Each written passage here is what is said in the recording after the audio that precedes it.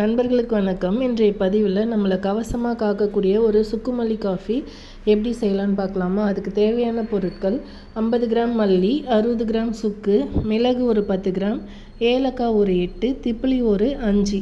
இதெல்லாம் நல்லா வறுத்து எடுத்துக்கிட்டு மிக்ஸி ஜாரில் ஃபைனாக பொடி பண்ணி வச்சுக்கோங்க. ஒரு 300 ml தண்ணி எடுத்துக்கோங்க. 300 ml தண்ணிக்கு 1/2 டீஸ்பூன் சுக்குமல்லி பவுடர் போட்டு 200 ml கொதிக்கணும்.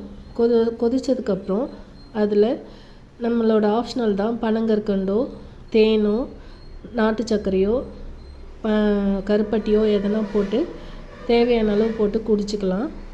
இது ரெகுலராக குடிக்கும்போது என்னெல்லாம் பெனிஃபிட்ஸ்ன்னு பார்த்திங்கன்னா, செரிமான கோளாறை சரி பண்ணுது, ஜீரண மண்டலத்தை சரி பண்ணுது, குமட்டல் வராமல் தடுக்குது, மன அழுத்தத்தை குறைக்குது, நரைமுடி பிரச்சனையை சரி பண்ணுது, கண் பார்வை தெளிவு பெறுது, ஜுரத்தை சரி பண்ணுது.